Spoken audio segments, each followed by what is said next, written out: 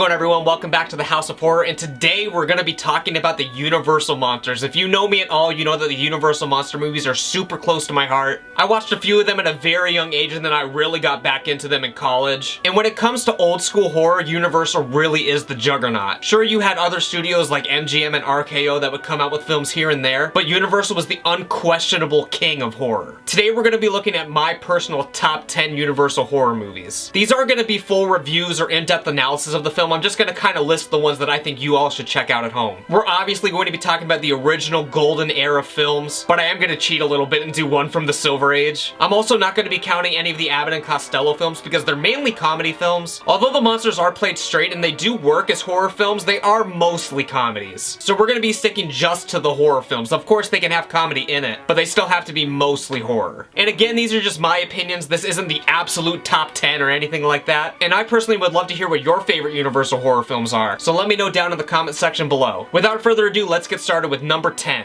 We're starting off our list with possibly the most famous movie monster of all time, Frankenstein, the original. This is the Frankenstein's monster's first appearance on the list, but trust me, it won't be the last. The first one is obviously the most famous and well-known out of all the Frankenstein films, but personally, I don't think that it's the best one. This one does have some of the most iconic scenes in all the franchise, though. Like with Dr. Frankenstein digging up the body, the townspeople at the end, the little girl at the pond, the It's Alive scene. This one is just full of iconic moments. This film is honestly amazing for what it is, and it's crazy that it's only number 10. So it's just gonna show how good these next ones really are. For number 9, we're gonna be talking about The Raven, starring Bela Lugosi. Universal actually made a few films based off the work of Poe around this time, but this one is the best. It also sort of sets itself apart from all the other Universal films, where our main character is really a complex and deep character. With Dracula and Frankenstein and stuff like that, you kind of know what you're gonna get, but Dr. Vahlen is a very interesting villain. He's a neurosurgeon who falls in love with one of his patients, and then when she refuses to marry him, he goes and tortures her whole family. He was basically a precursor to Jigsaw, using all these crazy torture devices. This is one of Lugosi's very best roles, and some critics even say that this is his best performance ever. But I'll let you at home be the judge of that. The film is only an hour and 1 minute, so you really have no excuse not to check it out. Now, most of these films are from the original golden era, which was the 30s and the 40s, but we have to cheat a little bit and go to the 50s for this next one, because it's absolutely impossible to have a list of the top 10 Universal films without talking about the creature from the Black Lagoon. Although he was technically from the Silver Era, he really fits in with the rest of the classic Universal monsters. And with this film and with a lot of these other films, there's not much I can say that hasn't already been said to death. The atmosphere and scares are absolutely amazing. It was super inventive with the underwater shots, and it's just a really interesting and engaging story. I've never met a soul on the planet Earth that's seen this film and hasn't liked it, so it easily fits in my number 8 spot. For number 7, we're going with another one that's universally loved, The Wolfman. Technically speaking, this may be the quote-unquote best or most well-made out of all the films, but this is my own personal list, so this is where I would rank it. This is one of, if not the greatest werewolf movie of all time, in spite of the fact that it doesn't even have a shot of the full moon or a transformation scene. It's all about the characters, and Lon Chaney Jr.'s performance is absolutely extraordinary. So much so that he basically stars in every Universal film that was made after this. He's a very sympathetic character, and you feel bad for him that he has to turn into the Wolfman, because he's a super likable guy. And another character who's super likable, but maybe for different reasons, is our number 5 spot, the Invisible Man. He's super likable too, but in a messed up sort of way. You're not supposed to like him. Or maybe you are if you're a little evil on the inside like I am. There's a ton of humor in this movie. It's probably the funniest movie out of all the films on my list, but it still works just as well as a horror film. Claude Rains' performance is extraordinary, and his booming voice really compensates for the fact that we don't see his face. The special effects are absolutely outstanding in this film, and it's amazing what they accomplished for the time. Again, I love it. It's super funny, especially with the ridiculous cop characters. And yeah, all around it's just a great time. Up next, we're going to be talking about The Mummy. This one holds the distinction that of all the Universal films that feature monsters, this was the first one that was an original story. Of course, Dracula and Frankenstein were based off of novels, but The Mummy was its own unique thing. Of course, there were actual mummies like in Egypt and stuff, but this wasn't based on a story or anything. And it's also not your stereotypical mummy that wanders around in bandages killing people. Those are reserved for the pseudo-sequels. But that's a different mummy named Karis. Here we're talking about Imhotep, played by Boris Karloff.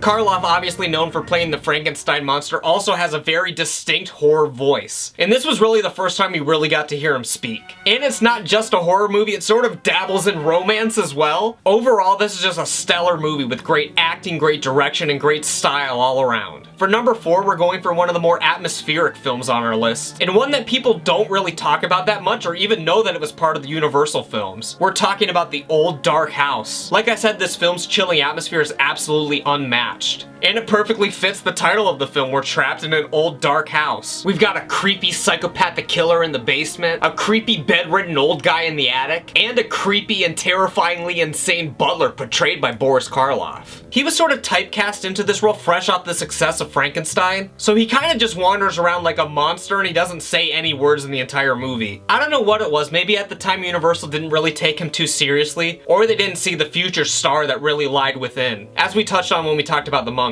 But yeah, as I said, it's super atmospheric, probably the most atmospheric out of all the films, and it's the perfect film to put on a dark and stormy night. I absolutely love it. For number 3, we're going to be talking about The Bride of Frankenstein. At the time, who would have thought that a horror sequel would be any good? And who else would have thought that it would actually surpass the original? Well, The Bride of Frankenstein checks both of those boxes. Of course, the bride herself is a very iconic character, even though she only appears in the movie for a couple minutes. The writing, directing, and atmosphere are all top-notch, and they've improved significantly since the first movie. Karloff's monster is given much more personality, and he's allowed to talk here and there, and it does stick closer to the actual Mary Shelley novel. But the absolute best thing about this film is Dr. Pretorius. He is just completely insane. Whenever I think of a mad scientist, he immediately pops in my head. It is one of the greatest performances out of all of these films. And the actor Ernest Thesiger was also in The Old Dark House. But this performance is way better. It's simply iconic. But when it comes to iconic, it doesn't get much better than my number 2 pick, which is the 1931 Dracula with Bela Lugosi. When it comes to Dracula, even today, whenever you hear that word, you immediately think of him. He essentially created what vampires are in the pop culture, and he managed to do so in an incredibly flawed film. People have said in the past that this is the most influential bad movie ever made, and while I don't think it's a bad film throughout, the first half definitely is way better than the second half. The second half is really stilted and feels like a stage play, and I think Mark Dawidziak has even said that it feels like Todd Browning forgot that he was making a movie. But the first half in Transylvania is just so good that it completely makes up for the second half's blunders. Dwight Fry as Renfield is obviously great, and of course Lugosi is the best Dracula that there ever was or ever will be. So it easily takes my number 2 spot. And as much as I love this film, it really shows how great the number 1 film on this list truly is. And for number 1, we are talking about Son of Frankenstein. As crazy as it is that the second film was better than the first, it's even crazier that the third film is the best out of all the Universal films. I mean, seriously, what's there not to love about this film? We've obviously got Boris Karloff back in his famous role, but we've also got Sherlock Holmes himself, Basil Rathbone, as the Son of Frankenstein, and Bela Lugosi as Igor. And this, I think, is Lugosi's best performance. It really is a toss-up, though. His performance in The Raven is really good. But yeah, everything about this movie is just simply amazing. The monster kind of takes a little bit of a back seat in this one, but here it's all about the three-way battle between Igor, the Son of Frankenstein, and the police inspector. And they're really what make this movie so great. Again, I don't want to go too in-depth on this one because it's been talked about to death. And the same with the rest of these movies, it's not really reviews, I just want to give my recommendations. Of course, I would love to talk about some of these films again in the future, so if that's something you want to see, let me know down in the comments below. But as far as my top 10, these are my top 10 Universal monster movies. So go check them out.